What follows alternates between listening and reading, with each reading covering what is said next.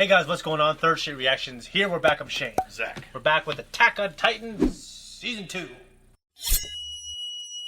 Last episode, it wasn't any of our favorite, but there were a few things we're talking about. It was the fallout from the fight between Eren, Reiner, and Bertholdt.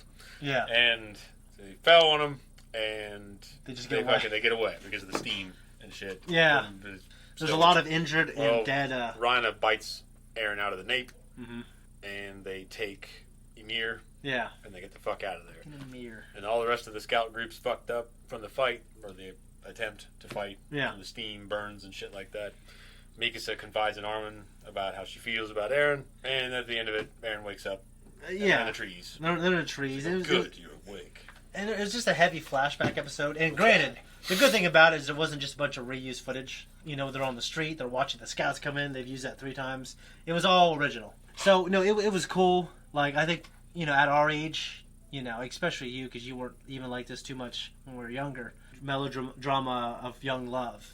It isn't as, you know, I guess isn't as engaging for me. And I understand people like it. And I like a good love story, because I always felt like some of my favorite stories, even now, like, they're centered around a love story. But it just, because they're so young, I don't know what it is, you know? Well, how old are they supposed to be at this point? 14. No, at this point. Like 16 or older. Right? Okay, at this point, they're 15, 16. So I guess that's a little older. And they're also having to grow up fast in an age. Yeah. This is what I was going to say during the Clone Wars. One thing that George and Filoni talked about was Anakin came into his maturity as a Jedi during a galactic civil war. Like, that's when he became a legend. And, you know, all the other Jedi kind of came... Like, that's not how a Jedi's supposed to be. Yeah. So that probably also did help. And like you said, it's kind of wartime for these people. They can't remember anything past 100 years ago, or I guess it was like 104 years ago now. But it doesn't take long for generations to forget.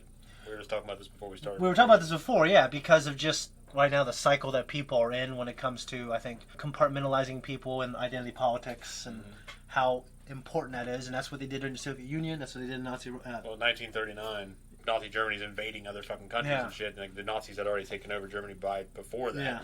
And we're not even 100 years beyond that. Yeah, but like you said, it's like, I think we feel now like, well, that would never happen again.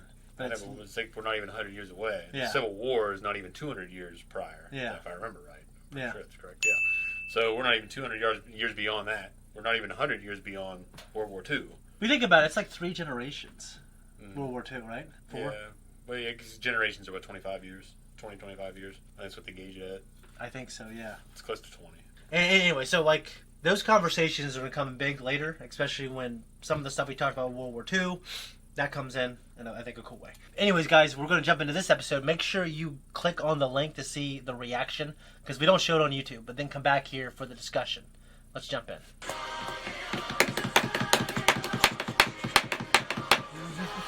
What the fuck are you doing?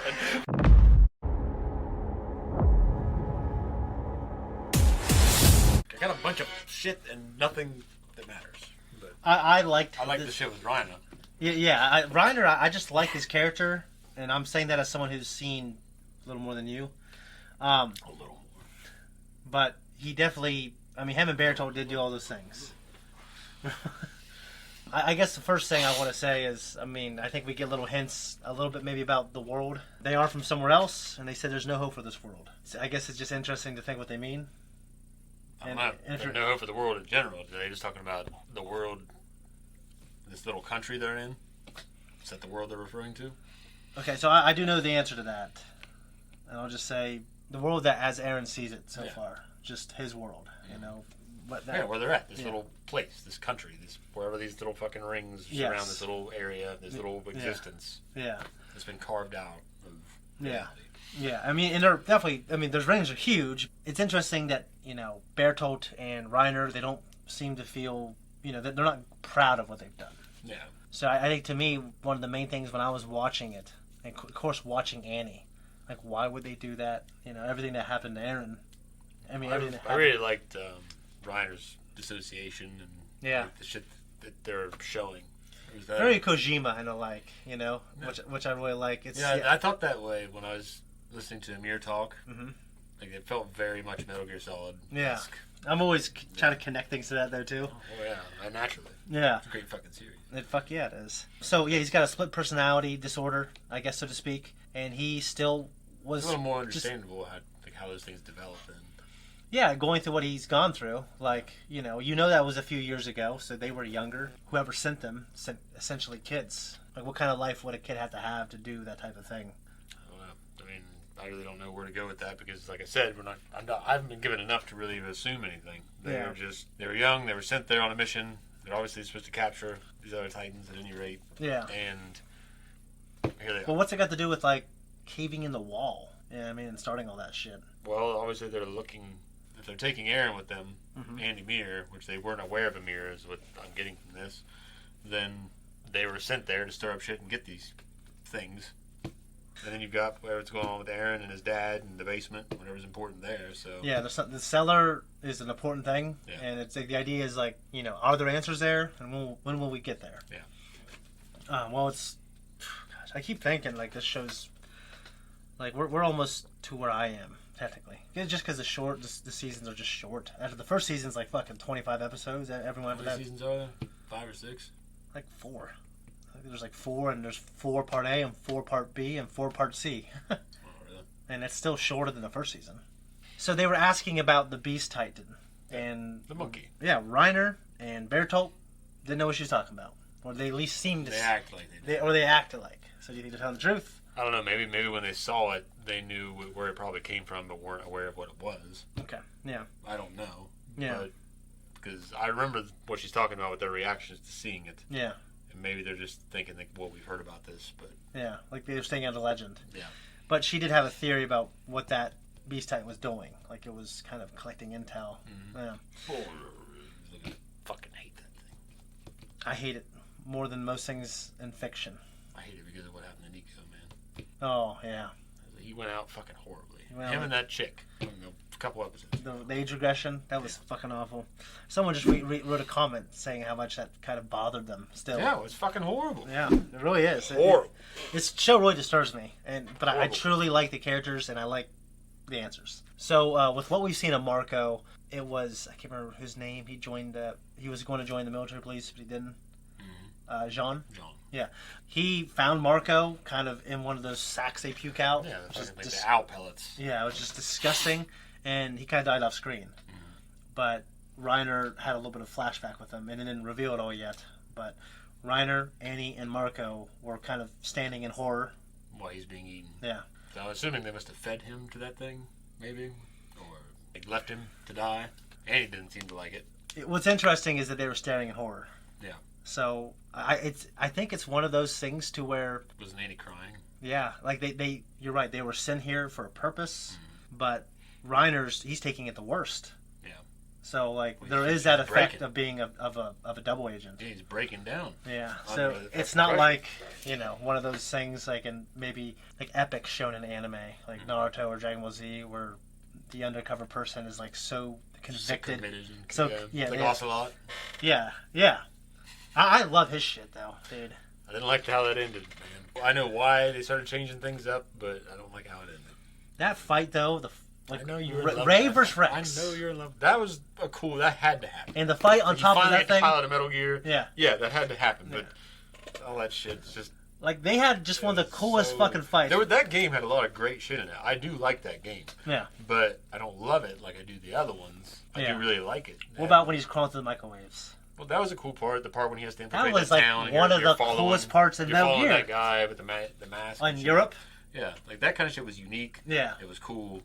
How'd you feel about the chicks? I didn't really like the B Squad. Beating the B Squad. Well, just like Metal Gear Solid 3, there's some really unique villains, Well, I feel like the boss squads went downhill after 2. Like Foxhound was great. Mm-hmm. Dead Cell was great. Yeah. And then when you get to... Well, I never beat 3, and I have it for the 3, the Cobra unit, I just felt like it was kind of weak. Yeah. I mean, I get a lot of the references that they're making with some of the characters and what they did. Yeah. And it had unique boss fights, and that game is glorious, and I love it. Yeah. But the boss squad, I don't like. Okay. I don't like the characters. They didn't really have any character. There's like, I'm here. I know enough about the boss. And the end and the Fury were the coolest. And like how amazingly emotional and epic that is. Like with well, the boss is cool. Yeah. But not her. That's how you do a great like villain. Villain. I don't know if really call it a villain, but Villainous. Yeah, villainous. But she had a purpose though. She's doing. She wasn't the villain. Though. Yeah, she wasn't the villain. Find out she's a good guy. Well, it had a great cast though. Volgan was great. He's a piece of shit, but he was a great villain. Yeah. His abilities were cool. You know, we had young Ocelot. Well, it's one of those things to where there were a lot of those type of games like espionage, and then like no one else in the industry did it as well as him. So they didn't do it like him. Well, yeah, they didn't do it like him. Ripping off Bond, like Ian Fleming novels, or they're ripping off Tom Clancy novels. Yeah, Splinter Cell, that was good and it had a good story, but it's just way different. It's a Western game with just a Western story. Straightforward Western story. And he's like a badass guy, and he's played by Michael Ironsides. But it's not like Metal Gear. It's an Eastern perspective on a Western story, Western characters. So there's just a perfect storm. Yeah, came together, especially for 1, 2, and 3. Well, and like for this, I think you're going to see some of that stuff. I always feel like that interests you quite a bit. I hope so, because right now these fucking things just running around eating people. We haven't got a lot of that recently. So. Well, I'm not going to say people aren't going to die horrible deaths. I feel like it's setting me up. Yeah, There's been a break. Well, fucking writers. I really think to me, it's gone too long without somebody being eaten. Some of the worst stuff to me is in the first season. I personally feel that way. Yeah. Except you got to think like there wasn't a lot so far in season 2 of people getting eaten, except for those couple instances that were terrible. They're fucking horrible. So I think we might have a few of those in every season. Well, a couple of season or 2 after this, but it's not like. I mean, there's one thing I'm particularly thinking of. I can't say without giving away, but I don't think it's going to bother you because of the story of like what's going on and why it's happening. You know what I'm saying? But in terms of, I think you've just made me think about maybe just like Hideo Kojima, like reading some of his interviews, just how much he loves for some reason Western culture. You know, I think when you're born, just like everyone, like people in the East say the anime sucks. You know, like people in Japan, like that's just for kids. Yeah, or just like the way they view Americans liking anime. Because I know anime over there is huge, but like they're to them it's it's just different. But I think it's a big industry for their country though, manga and anime. Oh, for sure. So I guess to me, their version of having someone having split personality disorder, the way, I can't say anything else spoiling anything, so I can't say anything else. Well, he has a split personality, and he's breaking under the pressure. He was sent to infiltrate these people. He's learning to love them and care for them, but at the same time, he has to put himself he has to understand circumstances in which they may be killed because of him, or he may have to kill them. How did you feel about Krista saying, or him saying, like, we all want to protect Krista? Do you think that's Reiner speaking because he likes her? Well, she's a royal. So no, well, you're not. She's a royal within their hierarchy, though. Well, obviously, if she's a royal and she's important to them, there's a reason. Yeah. You can't just be a royal and be important and have no reason. That would make them want her dead more. I feel like to further. Well, they're not in there invading and busting up the town though. They're trying to get back out. Yeah. Yeah. I wasn't sure if maybe you thought that would be like, is that Reiner speaking as someone who just loves Krista, or is that someone like that's? No, it went both ways because he was talking like how he liked her. Yeah. But then at the same time. Yeah. He's like trying to appeal to Amir. He's like, hey, we can do something for her, but doesn't mean we can do anything for you. That's horse shit. Yeah. That's how long it is, though. The answers are coming, and I think we'll have a cool talk. But ultimately, to me, I love the answers, but to me, it's the characters. Like, I mean, to me, I think Levi and Ervin, like, they just have some moments. I put up with Mustang. Like, I'm not saying Mustang was the coolest character in that show, but I think he... Well, that moment was top tier. To me, it was top... I think there's those. Well, there was top tier, too, though, because it was payoff. It was a payoff for a series going on that long with him trying to find out who did that. Yeah. And finally, he pins him. Yeah. And he gets sweet revenge. Because I know how much you hate the Titans, and because you like payoffs, I think you're going to especially love the scene that I'm thinking of. Okay. It's a scene with Levi, everybody. So, anyways, I think we've talked about this a lot, and we've covered Japanese culture. So, when we do that, we're done. All right, thanks everyone for tuning in here. If you like what we do, like and subscribe. Hit that thank you button down below. Comment if you want.